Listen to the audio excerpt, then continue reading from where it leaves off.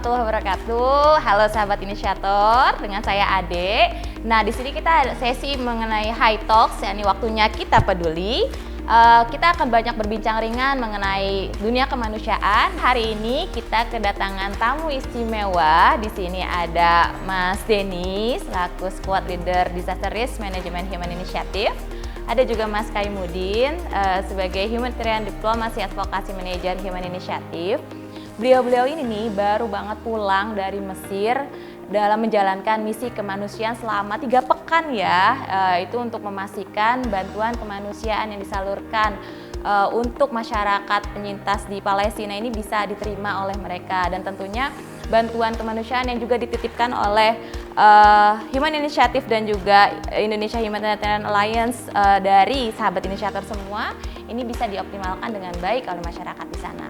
Nah, mungkin bisa cerita kali ya Mas Denny, Mas Kaimudin, sebenarnya apa saja sih yang sudah dilakukan oleh Human Initiative sejak eskalasi pertama di 7 Oktober itu sampai saat ini kan terlihat aktif ya, kita melihat di sosial medianya juga cukup aktif, dan hal apa yang kemudian dilakukan di awal sampai akhirnya tiba di Mesir, dan kenapa Mesir? Mungkin siapa? Mas Kaimudin dulu. Mas Kaimudin, oke. Ya, kita sudah menggunakan SAL ini. Jadi teman-teman inisiator, para pegiat inisiator sudah bisa memahami bahwa sekarang kita lagi berbincang tentang aktivitas kita di dunia bantuan kemanusiaan untuk Palestina. Kita ke Mesir karena di sanalah pintu yang paling memungkinkan untuk bisa masuk Rafah sebenarnya. Jadi Rafah itu adalah Mesir dan Palestina, dalam hal ini Gaza.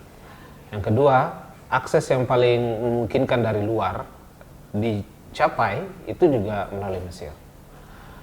Dan selama ini memang secara tradisional, secara konvensional, semua sumber daya, semua supply, bantuan, kemudian koordinasi, akses dan lain sebagainya hanya bisa tersedia dengan memadai di Mesir. Jadi teman-teman bisa memahami bahwa kenapa kita kemudian memilih Mesir, walaupun di sekitaran Palestina itu bisa juga ada Jordan, ada Arab Saudi, ya, kemudian juga ada perbatasan dengan laut tentunya, tapi memang yang paling memungkinkan melalui Mesir. Mungkin itu. Oke, tadi ya di highlight yang paling memungkinkan jalur untuk bantuan kemanusiaan itu bisa masuk melalui Mesir. Nah, untuk aktivitas yang dilakukan selama di Mesir itu mungkin Mas Denny bisa cerita apa saja? Ya, kita tiba di Mesir itu tanggal 9 November kemarin ya, Mbak Ade itu. Pada prinsipnya kita ingin membuka akses seluas-luasnya berbagai saluran untuk meningkatkan bantuan ke Gaza, begitu. Dan salah satunya adalah melalui Mesir tadi yang dijelaskan oleh Mas Kaimudin. Aktivitas kita di sana untuk membuka jejaring bagaimana peluang untuk mengirimkan bantuan melalui Mesir ke pintu Rafah lalu ke Gaza gitu. Nah, hal yang pertama dilakukan adalah dalam pembukaan jaring itu tentu berkoordinasi dengan berbagai pihak, salah satunya dengan kedutaan besar kita ya di Mesir, yang kemarin kebetulan kedutaan besar kita juga sudah sibuk juga tuh menerima barang bantuan yang kemarin kita sudah kirimkan ya. Mungkin sahabat inisiator juga sudah melihat begitu, ada informasi di berita kalau pemerintah Indonesia dengan berbagai pihak mengirimkan bantuan melalui udara gitu kan ya, melalui udara. Dan pada saat kita silaturahim ke kedutaan besar dan diterima oleh Bapak Duta Besar Indonesia Pak Rauf, beliau menceritakan mengenai bagaimana usaha yang harus dilakukan oleh kedutaan untuk mengawal bantuan itu yang tiba di Bandara El Arish.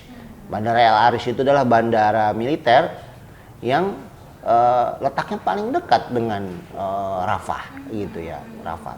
Jadi Rafah itu terletak di daerah namanya di gurun ya, di Gurun Sinai. Gurun Sinai di Mesir di bagian utara. Dan di situ letak di Bandara El Arish paling dekat dengan Rafah, dan bantuan internasional tiba di situ. Dan di situ kita silaturahim dengan kedutaan besar menyampaikan maksud kita rencana kita, dan juga HI bagian juga dari tim Indonesia Humanitarian Alliance ya, aliansi CSO, Forum Zakat, Humanitarian Forum Indonesia menyampaikan hal itu, dan alhamdulillah diterima dengan baik dan didukung penuh oleh Bapak Duta Besar. Lalu kita membuka juga koordinasi dengan Bulan Sabit Merah Indonesia. Bulan Sabit Merah Mesir. Bulan Sabit Merah Mesir ini adalah satu-satunya lembaga yang legitimate direstui oleh pemerintah Mesir untuk mengirimkan bantuan ke Gaza. Begitu. Jadi mau tidak mau kita harus berkoordinasi dengan Bulan Sabit Merah Mesir. Dan disitulah kita juga disarankan oleh Duta Besar untuk berkoordinasi, melakukan kesepahaman bersama bahwa ini adalah kerjasama antara HI dan juga IHA dengan Bulan Sabit Merah Mesir untuk pengiriman bantuan ke Gaza. Dan saat ini juga sudah ditantangani kesepahaman tersebut. Lalu tentu juga selain mereka berkoordinasi dengan aktor kemanusiaan yang lain seperti di United Nations, ke lembaga-lembaga di bawah PBB, ke NGO lokal, NGO internasional, karena usaha untuk pengiriman bantuan ke Gaza juga masif. Namun karena eskalasi terus meningkat tapi terhambat, dan ini juga banyak sekali dinamika yang terjadi di lapangan di sana. Kayak gitu, Mbak. Mungkin sahabat inisiator banyak yang mungkin belum terbayang nih gimana situasinya dari tadi bantuan kemanusiaan masuk Mesir terus kemudian hingga bisa sampai ke Gaza. Mungkin boleh cerita tantangan yang dihadapi, tadi juga kan sempat disebutkan tuh banyak dinamika di lapangan yang terjadi. Tantangannya tuh apa saja, dan bagaimana kemudian Human Initiative itu membuat satu strategi yang untuk bisa overcome tantangan tadi gitu. Oke. Kita sebenarnya membuka opsi yang lebih fleksibel tentang bagaimana caranya agar bantuan itu bisa masuk sebanyak mungkin. Di akses itu kita buka dan kita coba untuk melakukan pendekatan dengan berbagai macam pihak. Yang pertama pemerintah sudah melakukan 2 kali penerbangan. Jadi ada 3 sebenarnya yang bisa diakses untuk bantuan itu bisa masuk ke Gaza. Jadi melalui udara, melalui laut sebenarnya juga bisa, dan melalui darat. Nah, udara ini yang paling cepat dilakukan ketika konflik itu sudah mulai terjadi tanggal 7 Oktober. Nah, bagaimana kemudian kita memanfaatkan peluang itu? Pemerintah membuka diri untuk semua pihak yang ingin membantu Palestina bisa berkoordinasi, dan akhirnya kemudian tidak hanya pemerintah, juga ada private sector, kemudian ada NGO termasuk dalam hal ini Indonesia Humanitarian Alliance. Kita ada di dalamnya. Indonesia Humanitarian Alliance kemudian mengkonsolidasikan beberapa bantuan, dan alhamdulillah waktu itu pesawat pertama tiba dengan cepat di Al-Aris. Memang Al-Aris ini bandara yang cukup terbatas, aksesnya juga tidak terlalu susah sebenarnya, tapi karena fasilitasnya terbatas. Dia bisa hanya untuk loading dan unloading 1 pesawat. Kalau ada pesawat berikutnya, maka dia harus menunggu pemuatan pesawat sebelumnya. Nah, oleh karena itu, ini yang dipertimbangkan. Nah, suplai informasi ke Indonesia dari KBRI itu sebenarnya sudah cukup memadai, sehingga kita melakukan pemaketan, plating di Indonesia itu dengan sangat runut, dengan sangat detail, karena kita harus tahu bahwa kondisi Gaza saat ini itu sudah tidak lagi seperti di mana konflik itu belum terjadi. Di sana infrastruktur sudah mulai hancur, termasuk infrastruktur untuk pengelolaan barang, handling barang. Tidak ada lagi alat berat, jadi harus manual. Oleh karena itu platingnya harus kecil supaya bisa dihandling oleh tangan, supaya dikelola oleh tangan oleh manusia gitu secara. Nah, itu yang akses pertama. Yang kedua, sebenarnya pelabuhan. Tapi pelabuhan ini oleh pemerintah Mesir, apalagi pemerintahan Israel itu belum dibuka, diakses. Nah, waktu kita di sana itu setelah 2 pekan ya. Iya. Setelah 2 pekan baru port site itu dibuka. Jadi sudah ada yang mengajukan beberapa negara untuk kapal itu bisa masuk, bisa mendarat. Nah, yang walaupun ini di kapal itu nanti ketika loading dan unloading juga masih harus diproses di warehouse, di gudang. Dari gudang itu baru kemudian dilakukan pengiriman ke Rafah. Dan yang ketiga sebenarnya yang memungkinkan adalah Dan ini satu-satunya juga yang paling banyak direkomendasikan termasuk KBRI kita, tadi yang diceritakan oleh Mas Denny, adalah pengiriman melalui darat. Kenapa?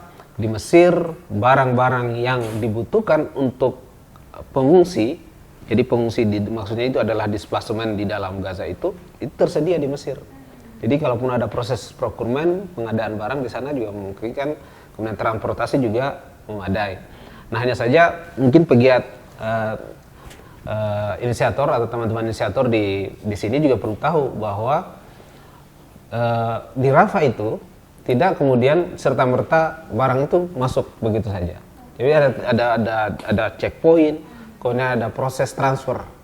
Jadi truk dari Mesir misalnya atau dari Al Aris tiba di Rafah. Setelah sampai di Rafah, kalaupun dia harus melewati proses checkpoint yang 3 itu, nanti kita akan ceritakan 3 checkpoint ini, itu harus proses pemindahan barang lagi dari truk Mesir ke truk Palestina, ke truk Gaza. Itu dibongkar lagi? Dibongkar lagi. Jadi harus dibongkar lagi. Nah, sementara 3 checkpoint yang ini nih, sebelum kejadian konflik ini, itu hanya 1. Jadi proses custom dan clearance-nya itu hanya 1 tentang bagaimana jumlah barangnya, barang apa saja yang harus dimasukkan ke Gaza, itu semua dicek. Tapi setelah konflik, itu hanya kemudian jadi 3. Jadi 3 ya.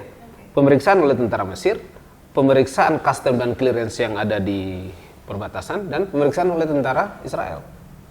Sementara kita bisa bayangkan nih, sementara di Mesir sendiri itu ada begitu banyak checkpoint. Saya sama Mas Denny itu membayangkan, jangankan yang sudah dilakukan pembatasan ya.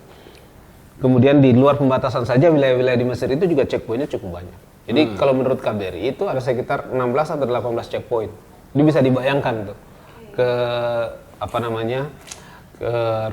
kerumitan kita untuk menyediakan barang. Tapi bahwa kemudian itu menjadi sebuah tantangan, pasti. Tapi teman-teman relawan dan upaya-upaya para pegiat kemanusiaan itu untuk bisa menyediakan barang itu juga sebenarnya terus mencari inovasi, mencari peluang supaya barang itu dikirim dengan mudah. Jadi ada antrian memang, jadi antriannya cukup banyak. Mungkin nanti juga bisa sambil jalan saja kita ceritakan. Antrian di Al Aris, antrian di Rafah, bahkan antrian di gudang-gudang di Ismailia maksudnya. Nah itu juga menjadi salah satu tantangan yang tantangan berikutnya adalah ada disclaimer mungkin kita bisa menyebutnya, bahwa tidak semua barang bantuan sekalipun itu dibutuhkan oleh masyarakat Gaza kemudian bisa kita kirim. Misalnya apa? Ini kita juga dapatkan dari KBRI, kita juga dapatkan dari klaster-klaster rapat klaster koordinasi dengan UN itu dan sebagainya. Misalnya bahan bangunan itu nggak boleh masuk, bahan material bangunan ya. Kemudian peralatan telekomunikasi nggak boleh masuk, peralatan listrik juga nggak boleh masuk. Itu sangat sudah di itu. Kemudian solar panel atau peralatan untuk instalasi tenaga matahari di dalam nggak boleh. Bahkan bahan bakar. Jadi bisa dibayangkan nih, bahan bakar itu adalah salah satu sumber energi yang dibutuhkan oleh masyarakat Gaza untuk rumah sakit, untuk rumah dan seterusnya. Jadi walaupun alasannya katanya boleh masuk kecuali untuk keperluan bantuan transportasinya PBB, UNRWA. Nah, tapi selain itu boleh masuk. Nah ini juga menjadi tantangan kita. Nah saya pikir ini nanti yang akan terus menjadi perhatian kita bersama, teman-teman inisiator perlu juga menyampaikan ke beberapa pihak bahwa boleh saja kita mengumpulkan dan memobilisasi bantuan sebanyak mungkin, tapi juga ketika ada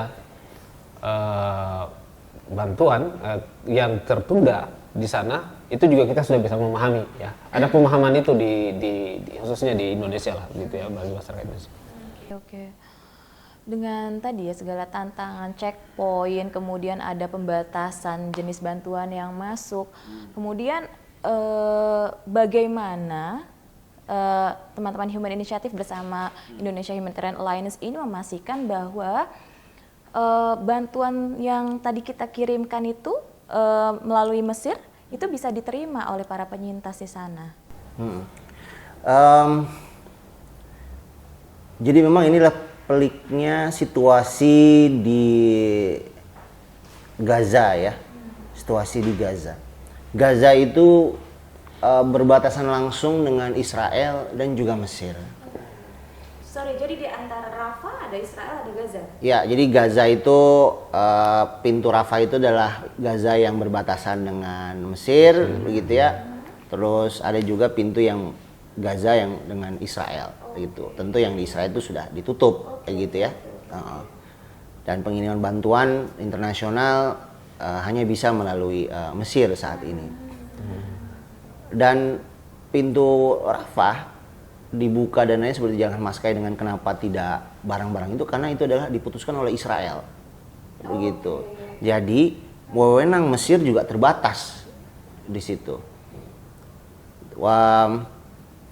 Barang-barang yang akan dimasukkan ke Gaza itu dicek dulu oleh Israel, itu yang sudah dijelaskan tadi Mas Indi. Jadi truk bantuan yang masuk, truk yang sudah sampai di pintu Rafah, checkpoint yang pertama yang sudah dijelaskan, dia akan diperiksa oleh Mesir, lalu dia akan berbelok dulu ke wilayah Israel untuk diperiksa lagi. Lalu dibalik lagi ke pintu Rafah untuk antri. Begitu. Jadi keputusan untuk barang yang masuk itu ada di keputusan di penjajah Israel. Gitu. Sehingga kita melihat bahwa situasinya sulit, dan usaha dari semua aktor untuk memasukkan barang adalah sesuai dengan di-brief oleh Bulan Sabit Merah Mesir. Sehingga barang-barang yang boleh masuk, barang-barang esensial seperti yang saat ini diizinkan ya, makanan, air, minum, kemudian pakaian musim dingin, begitu ya. Kemudian obat-obatan, kesehatan, seperti itu. Hal-hal yang tadi disebutkan masih dilarang, yang tadi disebutkan Mas Kaimuddin. Bagaimana memastikan barang bantuan itu diterima oleh penduduk di Gaza? Bahwa kita bekerja sama dengan Bulan Sabit Merah Mesir. Ketika barang itu sudah masuk pintu Rafah, kemudian diperiksa, barang dari truk kontainer yang dari Mesir itu dipindahkan ke kontainer yang ada di Gaza. Dan itu akan dibawa ke gudangnya Palang Merah, Bulan Sabit Merah Palestina, PRC gitu ya, Palestine Red Crescent. Jadi disitulah semua barang itu akan didistribusikan, dan dari Bulan Sabit Merah didistribusikan kepada warga. Sampai di situ mungkin kita atau kita semua, bukan hanya HI tapi juga semua aktor humanitarian kemanusiaan yang mempunyai usaha untuk mengirimkan bantuan ke Gaza, itu untuk hanya bisa memastikan bahwa barang bantuan itu diterima oleh Bulan Sabit Merah Palestina. Lalu dari situ dikirimkan ke warga di Gaza. Tapi kita ingat bahwa eskalasi ini terus meningkat, ya kan? Eskalasi ini terus meningkat, dan Bulan Sabit Merah Palestina juga dalam kondisi overwhelmed ya. Jadi kondisi yang sangat sulit dengan sumber daya terbatas, dan mungkin yang kita dapat informasi lebih dari berapa tuh Mas Kaimuddin, hampir lebih dari 50 orang staf UNRWA, staf 100 ya, 100 orang lebih staf UNRWA, Bulan Sabit Merah Palestina yang meninggal karena ini. Ini adalah kan sebutkan oleh Sekjen PBB bahwa konflik di Gaza ini, kalau kita bisa sebut konflik ya, tapi penjajahan Israel terhadap Gaza ini mengakibatkan tewasnya para aktor kemanusiaan, begitu, pekerja kemanusiaan itu terbanyak sepanjang sejarah yang lain gitu. Jadi ini adalah pemboman yang dilakukan tanpa melihat siapa sasarannya, tidak peduli gitu loh. Dan ini yang kita harus pahami, kesulitan yang dihadapi oleh Bulan Sabit Merah Palestina gitu untuk mendistribusikan pada sekarang. Di awal di Gaza Utara, sedangkan gudang ini Bulan Sabit Merah di Gaza Selatan. Dan di Gaza Selatan itu ada pengungsian yang besar, itu di Khan Yunis namanya. yang pada saat awal bulan kemarin yang diserang besar-besaran, yaitu yang di Jabalia, itu di Gaza Utara. Dan sekarang sudah mulai Gaza Selatan. Ini membuat akses pendistribusian juga terbatas karena pemboman dilakukan setiap hari. Gitu. Yang bisa dilakukan adalah mendistribusikan kepada mereka yang mengungsi di Gaza Selatan. Gaza itu Utara sudah kosong, dan walaupun ada penduduk tapi akses untuk mendistribusikan bantuan ke utara itu juga sangat sulit gitu. Jadi memang dalam masa darurat ini, masa darurat ya, di luar gencatan senjata, kita harapkan, kemarin kan ada 4 hari gencatan senjata ya total ya, mulai masuk sekitar 200 truk masuk untuk ke Rafah, dan distribusi bantuan bisa lebih lancar. Namun setelah dimulai lagi peperangan, situasi kembali drop, truk bantuan masuk di data terakhir drop kembali ke 100 atau bahkan kadang-kadang ada kurang dari 100 begitu. Karena antrian truk, lalu bulan sabit merahnya juga ada backlog di situ, berhenti, bagaimana dia punya sumber daya untuk mendistribusikan gitu. Lalu antrian panjang. Nah, ini yang kesulitan yang dihadapi di lapangan untuk mendistribusikan bantuan. Mendistribusikan bantuan melalui mitra kita di lapangan juga terbatas dengan berapa banyak sebenarnya sisa logistik yang ada di gudang-gudang bulan sabit merah ataupun di UNRWA sendiri begitu.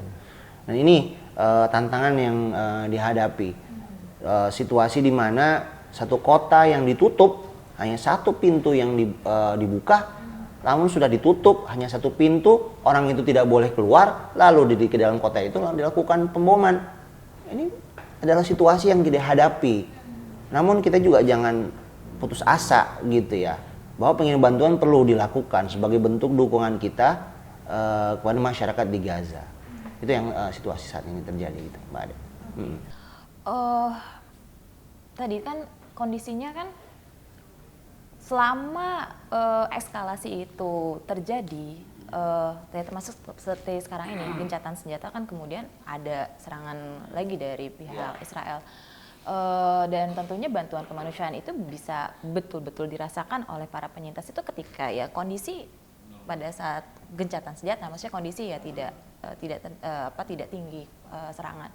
Lalu kemudian ini apakah pada saat di Mesir kemarin itu ada semacam ruang-ruang koordinasi atau ruang advokasi untuk mendorong agar gencatan senjata yang betul-betul benar-benar berarti bagi masyarakat, khususnya para penyintas, itu bisa dilakukan. Kalau 4 hari ini kan bahkan istilahnya bukan gencatan senjata ya, mungkin beberapa banyak menggunakan istilah humanitarian pause.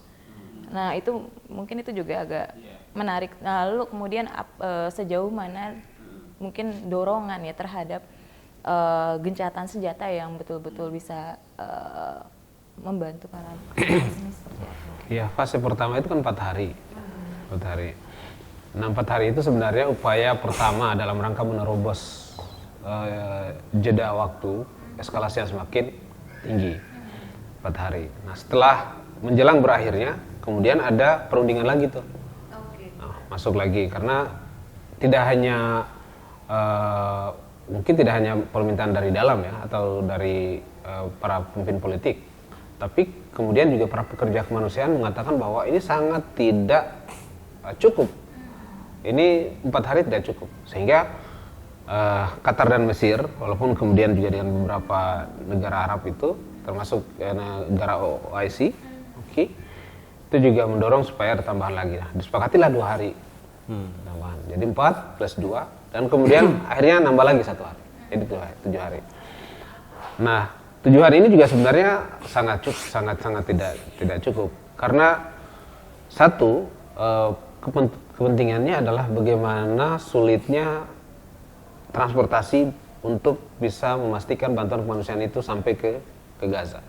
Apalagi di Gaza itu semua infrastruktur yang bisa memungkinkan bantuan itu bisa bertahan lebih lama sudah hancur.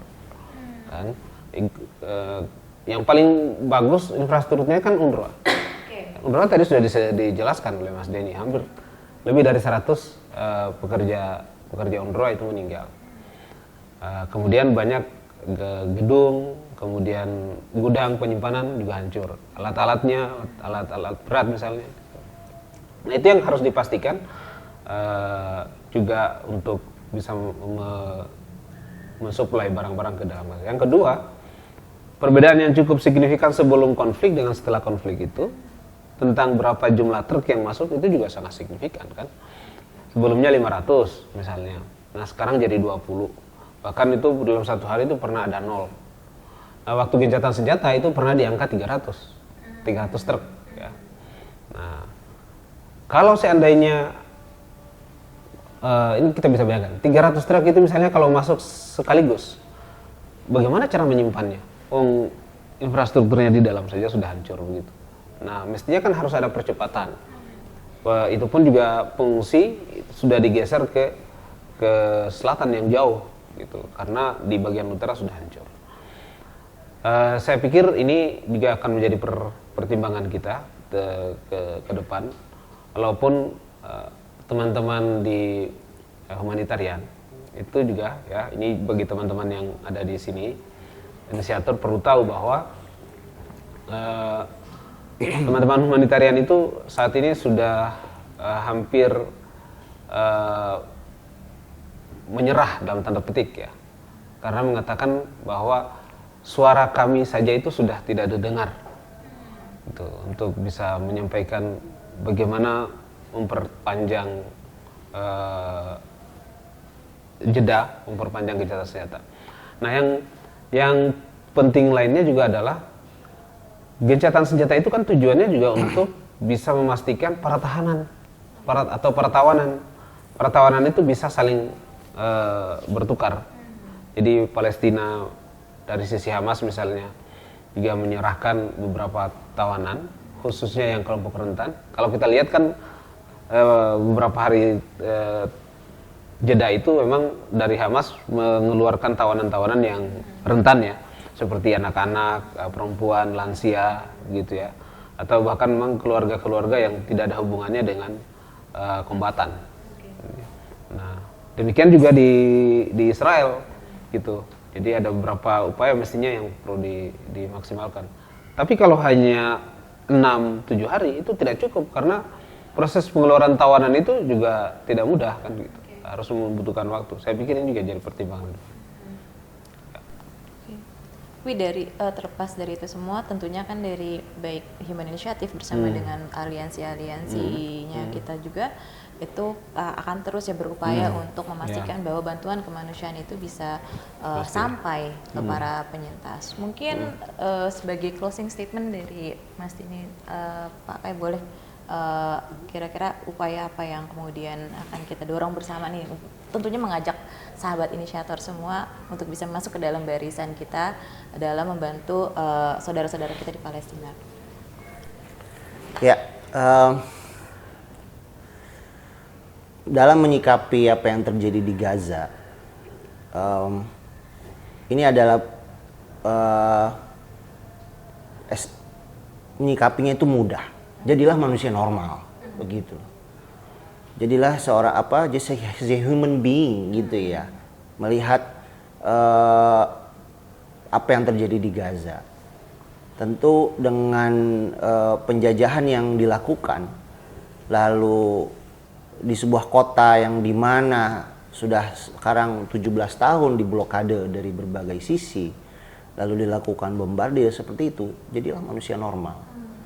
Gitu. Tanya sendiri kepada hati nurani bahwa dukungan terhadap mereka perlu dilakukan dengan segala upaya apapun. Dalam setiap krisis kita pasti akan menemukan berbagai kesulitan, tapi jangan sampai ada kesulitan itu membuat kita berhenti dan kita tidak yakin ini bantuan sampai apa enggak. Gitu. Kita tetap optimis dan semua pihak mencoba untuk berbagai cara bagaimana bantuan itu diterima. Dan ketika misalnya eskalasi ini misalnya berhenti, kita juga siap begitu, mempersiapkan diri untuk mendukung penuh begitu. Dan itulah yang harus kita lakukan saat ini dengan usaha yang kuat. Teman-teman HI dan juga sahabat investor yang sudah mendukung dan juga akan mendukung, tentu melihat ini sebagai kita menempatkan diri kita dalam sejarah gitu loh. Di pihak mana kita akan bersikap? Nggak ada di sini netral di situ, tidak ada di sini netral. Dalam hal humanitarian ya kita menolong pada mereka yang saat ini terjajah begitu, dan saat ini di daerah pemboman yang tanpa memandang ini daerah militer kah, ini daerah apa, itu semuanya yang penting kena begitu. Dan usaha untuk itu ketika kita selama di Mesir itu kuat. Dukungan bukan hanya kita yang datang, penduduk Mesir. Kita masih ingat nih cerita menarik ya, Mas Kaimunin ya. Ketika kita waktu itu datang ke toko untuk cetak banner gitu ya, karena untuk cetak visibilitas tuh ya, cetak banner gitu ya, di sebuah toko percetakan gitu ya. Lalu dia ngelihat tulisan-tulisan kita kayaknya untuk masyarakat Indonesia di Palestina. Kan dia kan nggak ngerti ya, itu kan bahasa Indonesia kita ya, bahasa Inggris gitu ya. Ini kan bahasa Arab gitu ya, terus dia ngeliat ini bendera-bendera, pasti dia masih ngerti gitu kan, orang di Mesir gitu ya.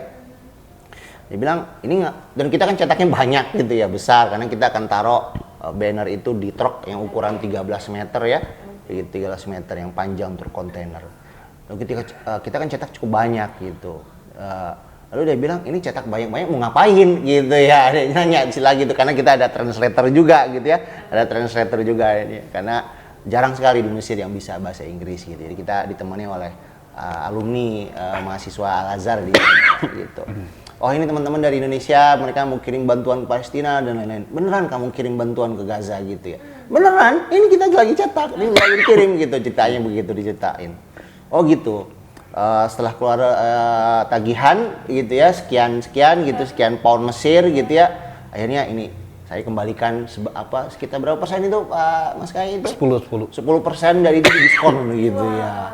Ini saya walaupun saya nggak bisa ngapa-ngapain, ini saya bayang nih, dikembalikan lagi uang kita. Mereka sudah terima sesuai dengan tagihan, ini dikembalikan lagi uang kita gitu. Saya walaupun nggak bisa ini, saya ingin berkontribusi terhadap bantuan kalian gitu ya. Beneran gitu ya. Wah, kita gitu nggak enak.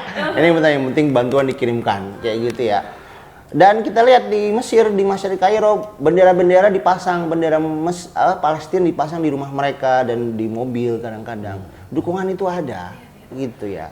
Dukungan itu ada. Dan itu yang membuat kita teman-teman yang ada di sana itu semangat gitu ya. Insya Allah kayak gitu. Kita temu kesulitan pasti gitu ya, pasti gitu, dengan semua negara didaya yang tidak mendukung ya untuk membuka ruang untuk kemanusiaan gitu, dan membiarkan penjajah ini untuk terus melakukan pengeboman.